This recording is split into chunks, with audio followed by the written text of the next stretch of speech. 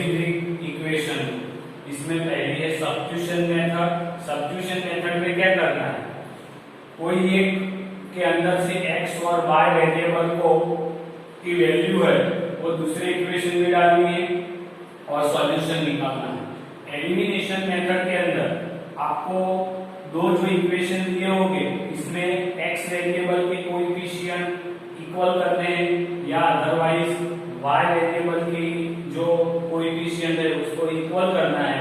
फिर उनका एडिशन होता है तो एडिशन या सब्ट्रैक्शन होता है तो सब्ट्रैक्शन करना है और उसको निकाल के आपको सॉल्यूशन करना है। और क्रॉस मल्टीप्लिकेशन में आपको उसके कोएफिशिएंट लिखने बराबर है और x के कोएफिशिएंट वाले को कांस्टेंट के साथ कंपेयर करना है, y के कोएफिशिएंट वालों को भी कांस्टेंट के साथ कंपेयर करना है, उसका भी इक्वेशन है वो भी आएगा।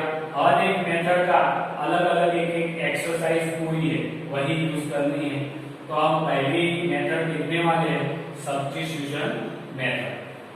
3.3 है जिसके अंदर 6 एग्जाम्पल है क्वेश्चन 1 में, जिसके अंदर से जो थोड़े टफ एग्जाम्पल है वही मैं करवाता हूँ, बाकी क्या आपको होमवर्क में कर देने हैं। जैसे कि 4 नंबर वाला है 0.2x 0.3y is equal to 1.3 है। दूसरा है 0.4x 0.5y is equal to 2.3 है।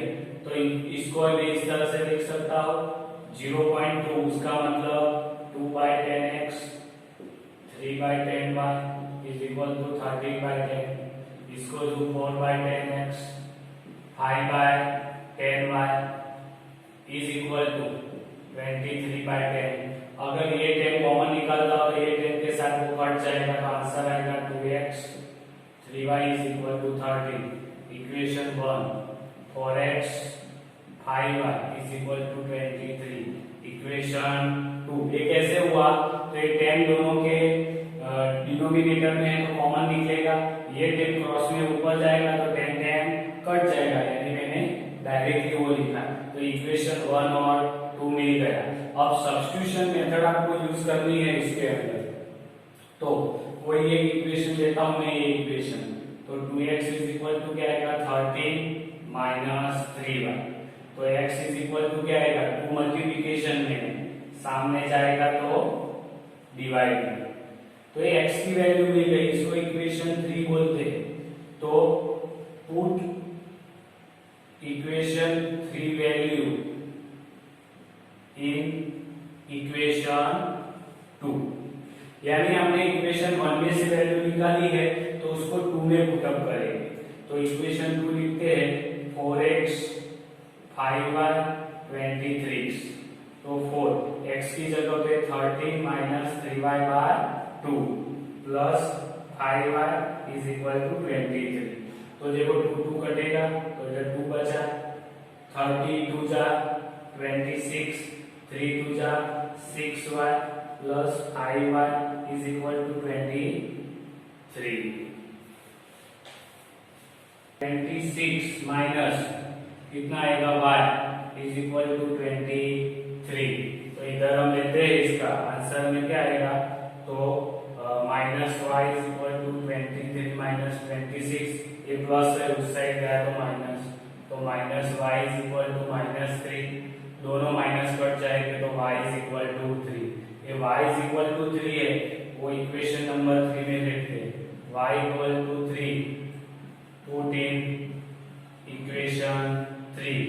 तो x is equal to 30 minus 3y by 2, तो 33 y की वैल्यू 3 डिवाइड बाय 2, तो 30 माइनस 3 3 जा 9 डिवाइड बाय 2। तो क्या आएगा, तो x इज इक्वल टू 30 में से 9 जाएगा तो 4 बाय 2, तो x इज इक्वल टू 2। तो आपको सॉल्यूशन मिल गया। तो इक्वेशन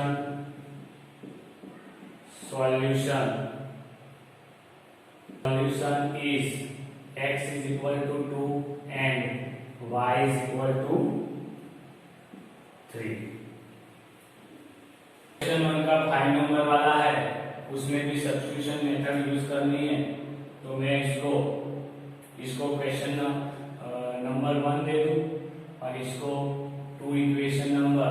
तो इक्वेशन 1 में से x इज इक्वल टू, आप x की जगह पे y भी कर सकते हो, ऐसा जरूरी नहीं कि x वेरिएबल को ही यूज करना, आप y वेरिएबल को भी यूज कर सकते हो, लेकिन जनरली हम x यूज करते हैं इसीलिए। तो under root 2x is equal to minus root 3/y, तो x is equal to minus root 3y divide by root 3।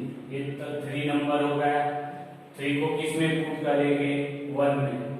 तो इक्वेशन 3 पुट इन इक्वेशन 2, तो under root 3x under root 8y is equal to 0 है।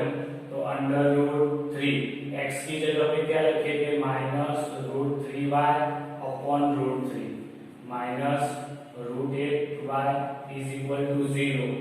तो देखो root 3 दो बार आया तो क्या होगा, 3 हो जाएगा, तो minus 3y upon root 3 minus, अभी देखो ये 8 है तो अंडर रूट 8, इसको 4 मल्टीप्लाई 2 अंडर रूट लिख सकता हूँ, 4 का अंडर रूट निकलता है तो 2 अंडर रूट 2 कह सकता हूँ। तो इधर में 2 under root 2y is equal to 0।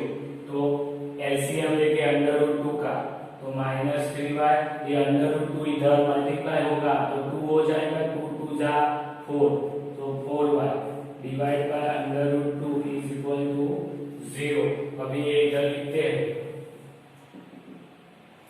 Minus 3y 4y under root 2 is equal to 0 है, तो माइनस 3y 4y तो माइनस 7y, और ये रूट 2 इधर 0 के साथ मल्टीप्लिकेशन तो 0 होगा, तो y इज इक्वल टू 0 मिलेगा।